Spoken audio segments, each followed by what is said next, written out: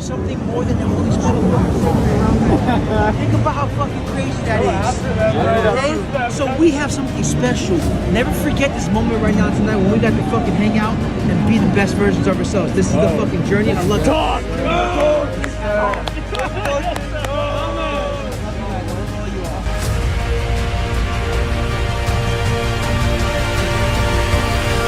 Now, AJ, you have had a very interesting story. We've spoken to you. I've spoken to you actually personally, what was it, 2 days ago, almost, in New York? That's where we first met? Yeah, in the city. In the city? Yep, Manhattan. Yes, sir. So we were at a event. We'll speak about that later on as well. And you had some very interesting stories, bro. So how did you come up here? I think you were in the army or something like that? Man, I appreciate the intro. Well, first of all, founder of First Gen is Alex Wagner. Okay. And I've been able to be blessed with to be in a partnership with Alex Wagner, and we have really grown the brand together to where it's at today. And what we have done with ERC, and we can talk about that later on, and that's where we're at today with First Gen. Personally, bro, wow, that's a loaded question you just asked me. Man, I'm actually, it was a surreal event to be back in this city because that's where I was born, and I left. It was my biological was like gang banging. It was just a whole inner city like crazy environment of the 80s, right? Because like I might look young, but I'm 39, and so I've experienced a lot of life going from the 80s and where the transition from like the late 70s and there was a lot of from different generations, right? So you're experiencing this life, and to come back to New York where I started at, and to be in the middle of Times Square with you gentlemen having a night of our life, being in a top floor, 25th floor by Bottom Line Savings. They hosted an event and they invited us there. Alex Wagner and First Gen was featured there, right? So we all got to have this experience, and it was amazing, right? And then we walked down to. Bro, it was fucking ridiculous. Right? It was fucking ridiculous. Like, no, go ahead. Yeah, you were there, and like we literally got pictures in the middle of the road, right? We took the experience. We were these tourists, but then we were also at the same time marking our territory, saying we were here, we're making a stamp, and it was awesome to be around the crew. Imagine just going 9 guys in, right? We were 9 guys fucking deep. We all came up all at the same time. Was it like 2 elevators? We couldn't even fucking fit in one elevator to the fucking, was it 25th floor, 26th, something like that? We couldn't even fucking fit. We walked in, bro, like fucking badasses. And to even add on to it, we walked in with the CEO. We walked in with Josh Fox, right? So that made us even look like more fucking badasses. We walked right in, right? It was awesome. Yeah, it was awesome. We walked right into each other with Josh Fox and rode the elevator up there, right? It was like we got to walk in with the CEO. So like it was all working, right? And like you said, Alex spoke, right? Alex got up there and fucking turned the crowd up, right? It was awesome to hear a young 23 entrepreneur coming up there and just saying, yo, we're here to take it. Let's go. This is what I'm doing. These are my boys. This is what we're doing together. Where everybody's shared experience. It's a shared legacy together. Nobody's standing on each other. We're all making sure that we're all fucking growing. And it's amazing to see it happen because it's like, dude, it's parabolic right now. It's just going and if people don't know what it is, it's ERC, right? We do it together. You fuck with ERC. I'm big into ERC. For your attention credit, man. So like to be where we're at there, and to like my life story to where we have gone to, because like you said earlier, I'm a veteran, right? And you're told, you're taught, you're trained, and you follow suit. But then like when I got in the military, bro, my I wasn't well. My mental health, bro, I was fucked up. I'm not gonna even lie. I was on crazy medications. I was on Flexerils, Oxys, Zoloft, you name it, bro. They just had me like I'm like I was floating sometimes. I would just take pills, right? And I ended like, bro, mad real. I went to prison for 3 years right after the military, and I lost everything. I was like, what the fuck, dude? And I lost my wife. I lost my friends, people that thought they were going to be there for me. Had to really cash out just to save my own ass because like they were really trying to come down hard on me, and I was just like, oh my god! I was like, they were trying to give me 17 years for life for a fight, and it was like these things right here because I'm a veteran, and they use these things against you. And my actual charge for where I went with it, they were really trying to throw the book at me, and so, bro, 50,000 plus it cost me. and even, bro, my lawyer even juiced the judge, bro. Isn't it? Yo, real shit. Let's everybody understand. You got money, you're gonna get out of stuff. Like, I almost got out of like a lot of it, but I just didn't have any more money, and that's really what it was Yeah. about. Yeah. And Yeah. bro, crazy, bro. And going through it, and seeing it actually, I went through it for 2 years, and being a part of the system and seeing how it actually really fucking would just like hold you up, try to push you down, just keep on taxing you, right, until you give up or you give them as much money as they possibly can get out of you. And that's really what it's about. Like, I don't know, if I get struck with lightning tonight because I told the truth, God forgive me, but that's the damn truth, right? And we Yeah. have to go Yeah. through the process. And if you have money, you'll get out of a lot of things. And I don't give a fuck. That's what it's about. So at the end of it, they gave me 3 years, right? And bro, it was the best 3 years of my life. Best 3 fucking years of A my lot of people life, keep bro. saying that. I know when Mike Bro, Tyson went to fucking jail, he was saying that it was amazing, and then you now, and then bro, best 3 years. I'm gonna tell you right now, you get the beast. And I mean, honestly, the first time in my life I ever fasted. really, Right? Think about it. Like, because when you go through a fast, your body transmutes, right? And you really help yourself out when you get through it. I went for a 3-day fast, right? And there's real science behind this, as well as with the theology involved into it and with the religion. But there's real science behind it, how your body will heal itself in a lot of ways, and you actually become more centered. You become more present. And I started fasting in prison. I started reading more. Bro, I ended up getting three professional licenses: wastewater, water treatment, and water distribution, plus a degree while I was in prison. Okay. I actually I made a statement. I said, I was told before I got in, you're not going to be shit. When you get out, you're nothing. You're done. Stick a fork in you, kid. Right. And you hear that kind of stuff from the CEOs and everything else. And then, bro, when I got out, I made a plan. so you came out hot. Bro, hot. Bro, I leap past everybody. I was like, fucking lazy? Like, you're lazy. What are you doing? You had 3 years on me and you're still sitting in the same fucking spot? With a switch that hit like that, bro, when I walked into my first jail cell, and bro, I was a bunch of gangsters, bro. Okay. Fucking gangsters, bro. I'm like, yo, holy shit, bro. Tattoos on the face, bald, fucking, you name, this guy named right here is Clowny. This is Tiny. This is Local. You're like, yo, what the fuck is going on, bro? You're like, yo, I'm not a gangbanger, bro. I'm just here. Yeah. And, Yeah. and they said to me, listen, when you walk in, just be cool. Bro, my cellmate, the first thing he did was put a Bible in my hand. A Bible, bro. Blew my mind. Mind you, bro, I'm in a cell with because of my crime, I'm with the lifers, the people that are doing like 10 years and plus. People have serious fucking crime. And when you're in California prison, bro, it's real segregated. Okay, so it's like the blacks only mess with the blacks. The blacks only mess with no Latinos Yeah. and the others. They can't mess with the Sedanios or the white boys. The white boys only can mess with this. But bro, it's crazy. It's so political and it's politics and it's just insane. Yeah. I'm cutting hair, bro. I'm cutting everybody's hair. Lifers, white boys. I'm not supposed to be doing this, bro. This is God. If you don't believe in a higher power, believe in something, because I'm telling you right now, something bigger than us. Because through my hardest time thinking I was sad. I found out so much about myself, but I was bringing people together too, and it blew my mind. I was like, God, I know you got you. Bro, I got on my knees. I cried. I said, thank you, Jesus. You've been doing it right for me. Oh my goodness. Bro, it was amazing. Never would have thought that. Ingenuity, when it comes to its finest, go sit down with somebody from jail. Bro, they create some shit. And it's Yeah. crazy. Yeah. They have like their own fucking foods. They got their own little fucking styles, their Everything. own Bro, culture, their own everything everything is is different. different. How to eat, how to like cook, how to slide stuff. Like when you're fishing, like if you're in a cell and you're locked up, bro, these guys make these little cars, like these little like little skates, and they use soap and they mold it down there, bro. They use the buttons from their jackets, and they implant it into these like little things, bro. And they tie their string, but they take the string from the damn sheet, and they pull out straight, bro. And Okay. they make, bro, it's crazy. They're braiding fucking rope, bro. And then next thing you know, they want to go like 30 feet across the damn cell. They'll throw this thing from underneath their cell and then slide it way out there, bro.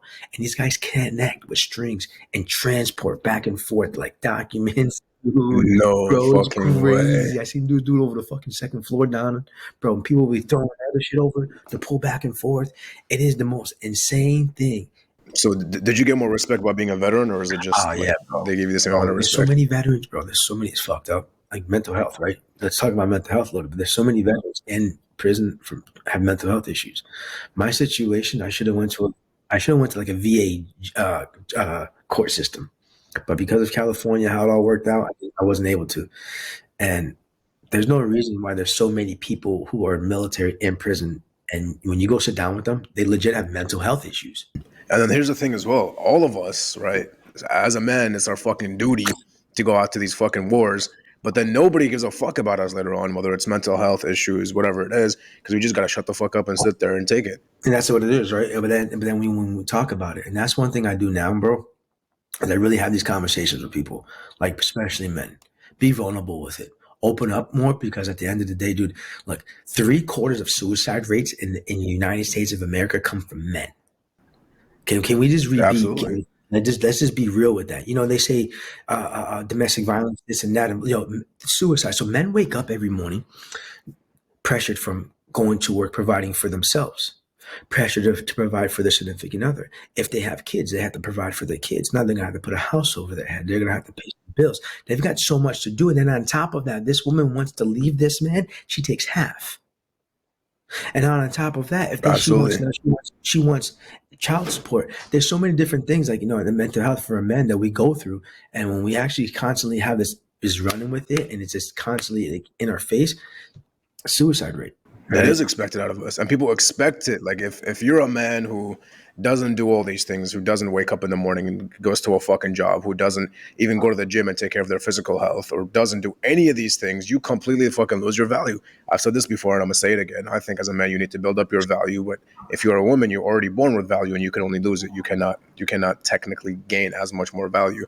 For a man, we gotta fucking work for that shit, man. That's why you see like a lot of the people out there that are fucking hustling are men. And this is not something that to be sexist or anything along those lines, but it's the fucking truth. You don't see as many women. Like the event that we went to, it was what, like for every fucking 30 man, there was one woman, maybe. That's not necessarily a bad thing either, because the way the society teaches us, they want everybody to fucking be equal, and it's okay, and you can choose your own fucking gender, and it's how you feel that matters, whatever. And I will argue with that, and I'll say for the rest of my life, I'll argue with that and say that the only thing that you can choose is how you feel about something. You can't choose anything fucking biological. So if I fucking wake up today, let's say I had a fucking shit day yesterday.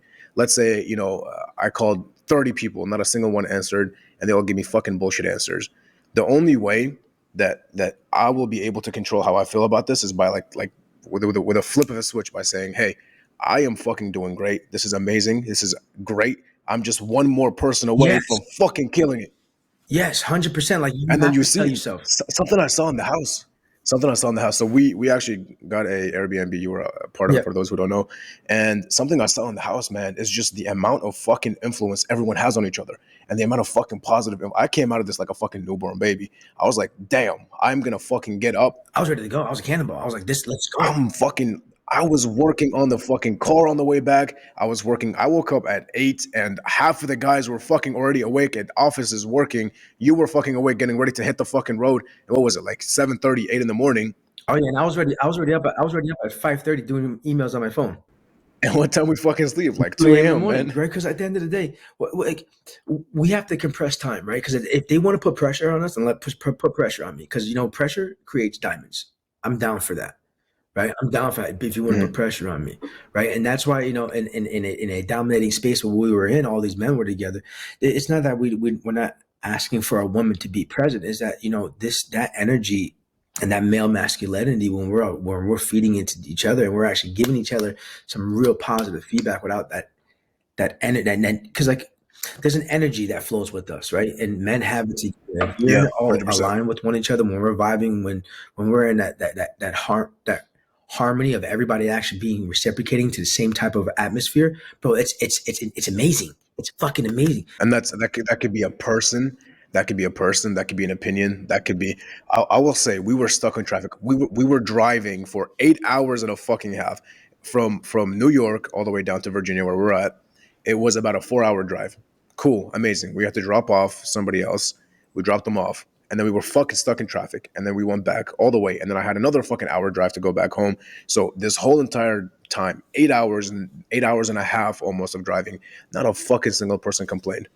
Not a single fucking person complained. I didn't hear no fucking, I don't like the fucking traffic. This is bullshit. Not a single person was fucking pissed off. It was all just fucking vibes. And guess what? We're there. There's nothing we can fucking do about it. Right. And then you have these fucking couples that are like late to events and shit like that. And they're like, the guy tells the girl, he's like, why didn't you do this faster? What the fuck is happening? Blah, blah. And they just like repent and they go back to the past and they're like, why didn't this do? You're in the fucking moment. Live it. Live it. Anything. If you are there right now, it's your fucking fault. You came late. So the fuck what? Right? This is where you are on the chessboard. Right. Assess. You're constantly battling with each other over nonsense, and there's no real point to that. There's no solution to that. Like, what is what are you wasting your energy for? When you're arguing with your significant other, or you're arguing with another homeboy, it doesn't really matter. Like, if you can't come to a point of understanding that this conversation was conducive and it did help you out as being somewhat productive, then all right, cool, we'll stay with it. But it gets to the point when you realize, you're just wasting time. Time is money value, right? And at the end of the day, I know what I make an hour. If you take an hour of my fucking time, even 15 minutes, I know what it breaks down to. Like, I just gave you a couple $1,000. Like, I can be doing something else right now, making that. And then the compounding interest of my time being multiplied by the time. Like, you're really messing that up. And here's the thing. Some people mistake that time is money. I don't think time is money all the fucking time. I think time is money only if you're making money.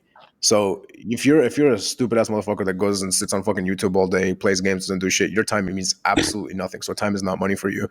But then for people who are within first gen, people who are working with me, individuals who are actually fucking killing it, then yes, their time is worth some money. A lot of it actually for some people.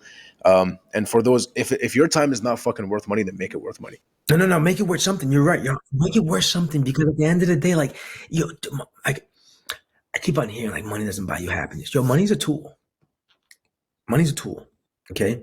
And if you want to fix things, you need nice tools sometimes. My question is what, between going to prison and being where you are at today, what's the story? How the fuck did you, like, I know you were selling solar for a little while with Alex. I know that for a fact. And then later on, everybody was, I don't know what the fuck it is. Anybody who's doing good in their life was fucking selling solar at some point. So we go back to it and we say, solar was a bullshit fucking. Solar is a predatory. If people are listening to this, it's a predatory organization. Like, it's going to take advantage of you. I sold it. Look, and I never made the most money because I've always made sure I gave the deals.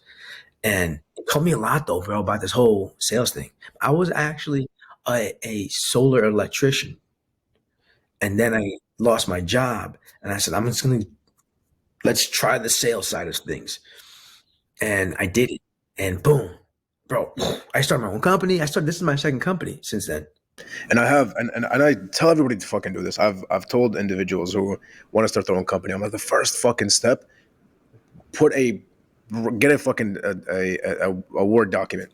Write down what you're gonna get, money wise, life wise, relationship wise, how you're feeling, right, family wise. Write it all down, and then fucking reverse engineer it. What are you gonna do in the step before it? What is the next quarter? And then you're like, here's where you are right now. Here's how much you're fucking making. So this is the same process that I went through as well, because I only. No, I love that. I think it's genius. Yeah, and I own one company. I founded one company fully, and I part own another company as well. And this is the same exact process. And one of my fucking goals was to own two profitable companies, and see where it goes. And here I am fucking today.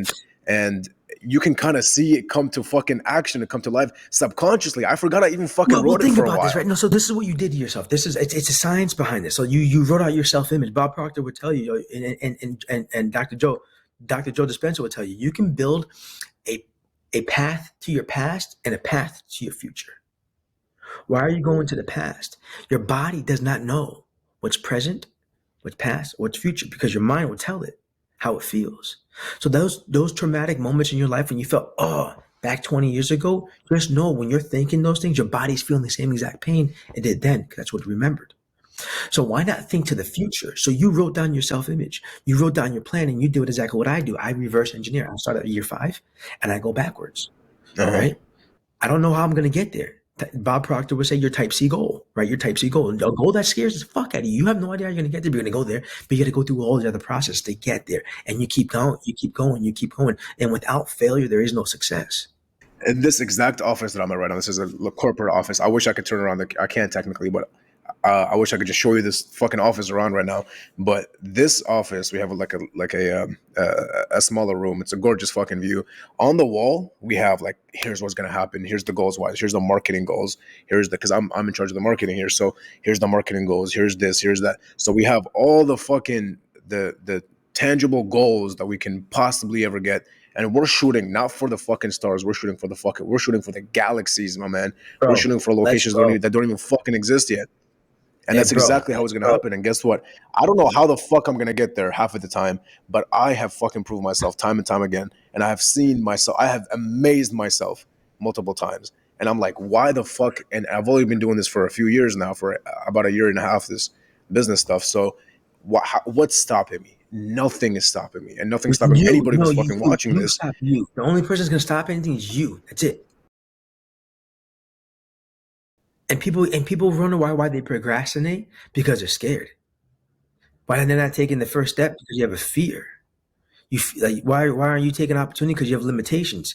You're telling yourself that shit. Yeah, I don't mean to interrupt you, but I'm also extremely curious on how you helped start or how you partnered up with Alex and that whole entire story, and how you got to where you're at today.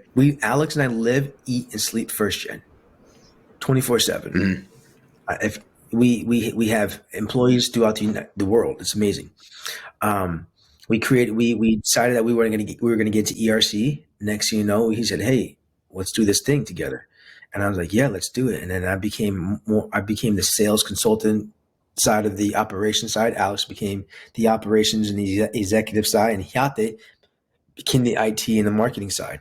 And the three of us slowly grew this, and since September of last year, going to October, till right now, we have gone from the three of us to 24 people. The amount of fucking trust that has to go into that when recruiting these people, one, recruiting them, and two, just selling them the vision. It's extremely difficult to sell somebody the vision at a wider scale, for one, and two, to have somebody like it's extremely difficult for me to bring somebody to my business and tell them this is exactly what we want to do. We're gonna make fucking millions, and have them be like, yeah, I see that, I believe it, Believe in because the it's not vision, something right? that can wrap around people's minds.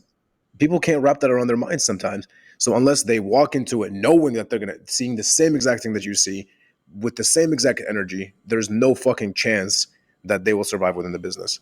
Yeah. Right. And exactly right. If you can't figure it out fast, like we fire fast. Like we got to. It's we hire in a way that we hire multiple at one time. And so out of those group, we see who's going to manage, right? And who's going to actually, but we have a process of like 2 weeks onboarding. So we're not just going to throw you into the wolves. We want to make sure that you can even be a cub before you can even be a wolf, right? Can you follow? And if you can't, then bro, there's no reason to waste time with you, because time, once again, this is valuable information, and this is money at the same time, right? And I'm not trying to say money's overriding the person, but when you're putting that type of effort in somebody and they're not giving you anything back in return, you have to make a cost analysis. Like, does this make sense? And you got to say yes or no. And if you say no, then you're just a crazy bastard to keep somebody along, knowing that you already know the answer. And there's a lot of emotion that goes into even firing somebody. If you were a fucking CEO, or even somebody who was in charge of hiring somebody, and some guy comes to you and tells you his whole entire, you get to know him, you know that he has fucking kids, he has a family to take care of, he's not doing very well for himself, you bring him on, you think he's going to be a good fit, and he's just not. It's almost really fucking difficult for you to let You know go of what I that do? person and not feel like shit Actually, about it. yo, Ibrahim, you know what I do? Honestly, I use the metrics, bro. I use metrics for everything. And Which is, as you should. and that's it. If you're not meeting the metrics, it's not me saying that you're a bad person. It's that you don't fit for the metrics. You don't fit the company. You don't fit the mold for what we're looking for. And that's nothing against you as a person. It is that I was very explicit from day one. You will be judged by these metrics. If you don't meet them, then that's just how it goes, because I cannot let my emotions get in the way of our business keep growing. That's just, 'cause at the end of the day, I've got people working for me. I got to feed too. And it's a fucking competition. It's a fucking competition. And here's the thing as well, for anybody whoever gets fucking fired from it. I have been fired from 2 locations in my whole entire fucking life. I've worked about 8 jobs before I even started my own company. As a 21-year-old, I guess you could say. And I was working as a network engineer for the longest time. I was fucking doing good. And I was fired from a few positions. The position right after, I was fucking lead. I was telling people what the fuck to do. I was fucking killing it. I was doing my thing. And the time that I wanted to leave to go start my fucking company, that managers were grabbing on. They were like, "We'll give you whatever the fuck you want." I was like, "I don't want it. I do not want it." But I still have that connection with them. So hypothetically speaking, I can always come back. And that's awesome though. But that's how it should be though. I deleted his contact because I'm like, I'm not going back again. I'm not going to contact him again. So that's kind of how it went, and it was definitely difficult. I went from making 100K a year as a 21-year-old to exploring this whole entire fucking new situation that I've never fucking explored before. How much money do you use just to get where you're going? Like, people don't understand being an entrepreneur is you better be prepared. Like, you're gonna have to spend money. Here's the bullshit about it either. Anybody who I see flexing on Instagram, showing like the fucking riches and showing the crazy things that they have, I don't believe them one fucking second. Because to actually be rich and be a fucking entrepreneur, first and foremost, it's extremely difficult to do at a young age just because you don't have that much time, right? I'm not saying it's impossible. It's very possible, but it's still definitely difficult. And those who like fucking flex and those who show all these things, you can't truly have financial freedom until you make a certain amount of money, and that's in the millions. 10. I can't tell you exactly what. 10 million. 10, Man, 10. People say 10. People say 20. People say the new retirement is 10, right? Because of how the inflation, everything. I mean, honestly, it might be up now because of inflation. It could be 15. But think it's about definitely up. It's definitely up. You know what I'm saying? Think about crazy. But at the time before inflation was 10. People need to wrap their minds around that. And people are like living their life, fucking partying, driving fucking nice cars or whatever. I don't buy that for one fucking second. I don't buy that for 1 second because I can pay. Buy investment properties. Yeah, and that's exactly what I'm saying. It's not just childhood mindset or childish mindset, rather, where it's like if I have all these things and all these belongings, people are going to look at me like I'm something. But people have the craving to feel valuable, though. Everyone has a hunger. It's almost like they're fucking starving to be valuable. They want it as bad as food, to be valuable, to be looked at in a way where you're like, hey, you're useful to this world. Myself and Alex Wagner is my great friend, my brother. I take the back seat in when it comes to the camera. I'm behind the scenes. I don't need to be out there. Like, I'm cool with that. And I know you noticed that when you were with me. I'm always organizing, talking to people, making sure you're in the room and being part of the group. I'll include you. I make sure that we're always have that synergy together. That's who I am. I'm the guy behind. You're behind the scenes until it becomes the team. Then you're you're there. Right. You're fucking there. I have a beautiful video of you speaking about how we're fucking here now, just inspiring the whole entire group. It's just like a circle of, I was included, a circle of just fucking geniuses sitting around each other, fucking killing it, doing their absolute thing. And then you're just like, this is the moment that we should be out, blah, blah, blah, blah. And then fucking just dapping everybody up, the fucking energy, the amount of hype that goes into it. It's needed. It really is needed. People watch Andrew Tate and they think you have to like live your life just like this the whole entire time and be fucking like have zero fucking emotions and just do shit. It's not always like that. It really isn't. You have to hype it up. You have to like put that energy into it. You have to be excited to fucking get up and do it. And you have to show that emotion. You gotta have people around you, bro. You gotta have people too. You got people like yourself. You gotta have the right people around you. You just can't be doing like, bro, nobody does this shit alone. Nobody does it alone. Nobody. I don't give a fuck who you. You can't do it alone. It's impossible. Get a group of people like we have, bro. The 9 of us, all the people that we were with, just the younger, like who we rolled with, everybody has a hustle, and it's like millions. And you're just looking at it like, yo, we were just in the room with a billionaire. Like, we literally rode an elevator with a billionaire talking about not being circumcised. like, what the fuck just happened, right? And it's just like, when you're like, be present with that. And when we were all present with each other like that, bro, there's no way that we're all not going to be millionaires. There's no fucking possible way, because we're all speaking the same language. When you're language. in a room with winners, this is what I'm saying, because I decided to be a fucking winner. I was like, I'm going to start my fucking company. I own a marketing agency and I work with clients to get them ads. And then I saw through my podcast is actually how I met Alex. And then Alex came into the podcast. He fucking killed it, did his thing. And it's just, I met him and it was so difficult to not fucking I just accidentally made some fucking money. That's how it literally felt like. No, that wasn't on accident. None of that's accident. It felt like it's accident. Right, none of that's really accident. It's not. It's really right, not. but it's not. It was meant to happen. It was like you were supposed to be there. Alex was supposed to be there. Like all these things that are happening, all these different values of people and these layer, and like it's like an onion, right? You keep on peeling it back, and when you get to the nucleus of it, it's like, yo, I know why I got to this part, because like all these other things that were always prospering and were taken to the next level, everybody was a piece of it, and we're all doing the same thing. Yo, at the end of the day, Ibrahim, first of all, thank you for having me. Thank you for actually giving me the platform to actually tell a little bit of my story. And we'll do this again to where we can really get to know more about each other and everybody can see that. Because being vulnerable as a man and understanding people where they came from, you'll stop fucking trying people and you'll be more respectful of people when they're having those like moments of like weakness, because everybody has them. And then we have to be able to encourage people, not tear them down, right? Because that's what ends up happening. People go through a hard time. People want to sometimes when they want to put your thumb on you or just kick you while you're down, you're like, oh, help them up a little bit. At the end of the day, everybody can need somebody to lift it up, and shared success is the best way. So saying all that, taking Thank action, you so much, man. Chief. ERC, guys, ERC, you better pay attention. If you haven't done it yet, ERC, get involved. ERC, hit us up. Let us help you become a referral partner. We can show you how to do this. I'm telling you right now, if you want to make $1 million by the end of this year, find this video, and when you do it, like it, and get a hold of Ibrahim so we can set you up. It's real. This is not a lie. This is 100% legal. The government signed this into law during the CARES Act.